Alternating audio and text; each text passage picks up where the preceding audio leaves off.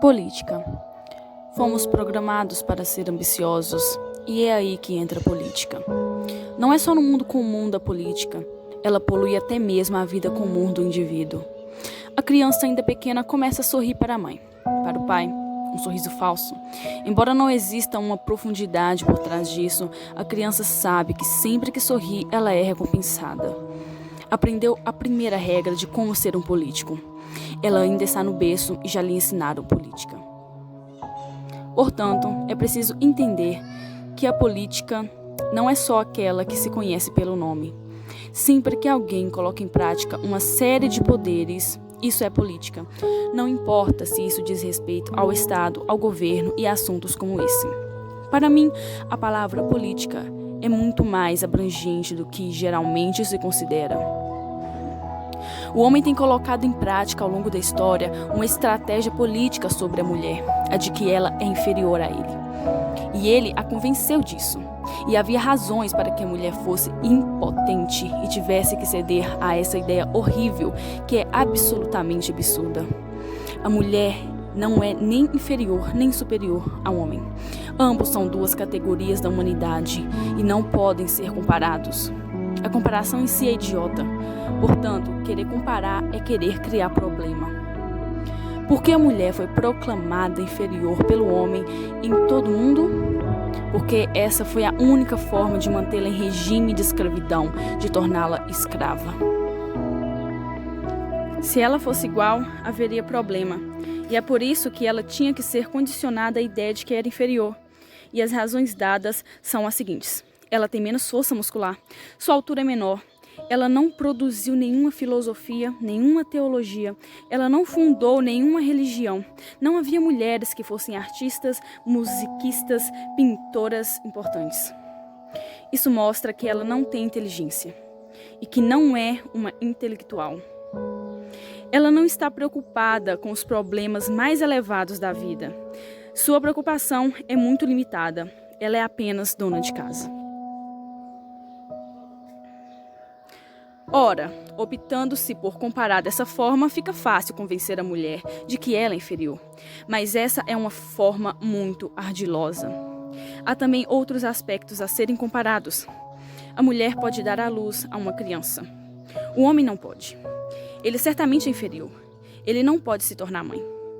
A natureza não deu a ele essa grande responsabilidade por saber que ele é um inferior. A responsabilidade é para o superior. A natureza não deu a ele um útero. Na verdade, a função do homem no parto de uma criança não é nada mais do que a de dar uma injeção, uma prática muito momentânea. A mãe tem que carregar a criança por 9 meses e assumir todas as dificuldades de carregá-la. Não é uma tarefa fácil. E ainda dar à luz uma criança é quase como se alguém estivesse passando pela morte. Depois, ela fica envolvida com a educação da criança por vários anos seguidos.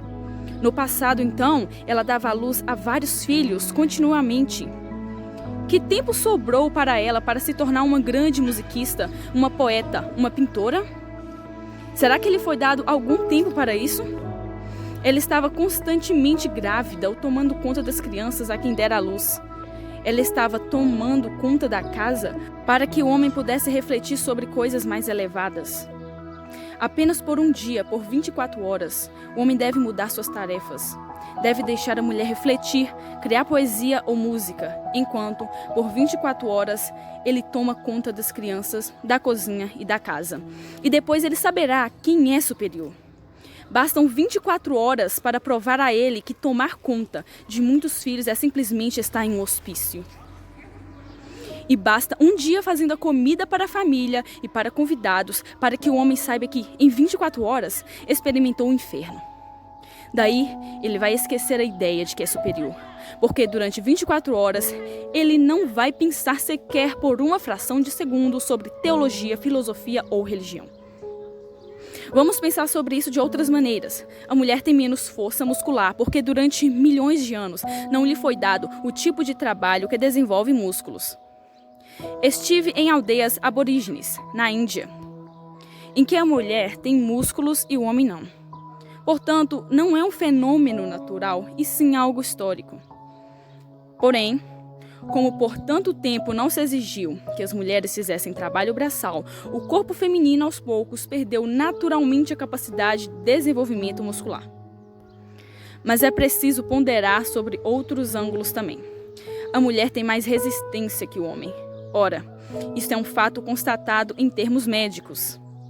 As mulheres adoecem menos do que os homens e vivem mais do que os homens. 5 anos a mais. É muita estupidez da sociedade ter decidido que o marido deve ter 4 ou 5 anos a mais do que a esposa. Isso é para provar que o marido é mais experiente, mais vivido, para manter sua superioridade intacta. Mas não está certo em termos médicos, pois a mulher vai viver 5 anos a mais. Se for para pensar dessa forma, então o marido deve ser 5 anos mais jovem do que a esposa. Desse modo, eles possam morrer na mesma época, quase ao mesmo tempo. Por um lado, o marido tem que ser 4 ou 5 anos mais velho, e por outro, a mulher não tem permissão de se casar novamente em quase todas as culturas e sociedades. É um avanço que tem sido concedido a ela. Como não se permitir que se case, ela então vai viver pelo menos 10 anos de viuvez.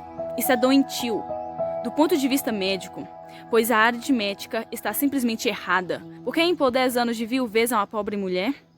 O melhor teria sido que a esposa fosse 5 anos mais velha e o homem, consequentemente, 5 anos mais jovem. Isso teria liquidado todo o problema. Eles morreriam quase ao mesmo tempo. Não haveria necessidade que existissem viúvos e viúvas sem os problemas decorrentes disso. Ora, se formos considerar que a mulher vive 5 anos a mais que o homem, então quem é superior? Se ela adoece menos, tem mais resistência, então quem é superior? As mulheres cometem 50% menos suicídio do que os homens. A mesma proporção vale para a loucura. As mulheres enlouquecem 50% menos do que os homens. Bem, esses fatos nunca foram considerados. Por quê? Porque o homem tende a cometer o dobro de suicídio em relação às mulheres. Por quê? Parece que ele não tem paciência com a vida.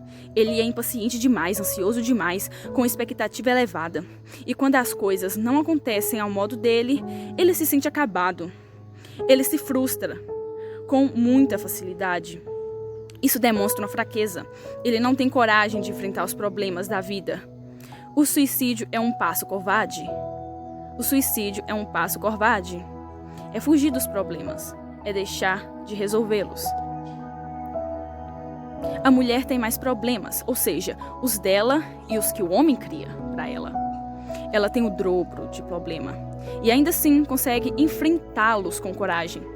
E os homens continuam a dizer que a mulher é fraca. Por que os homens enlouquecem 2 vezes mais que as mulheres? Isso simplesmente mostra que o intelecto dele não é feito de material resistente. Ele estala a qualquer hora.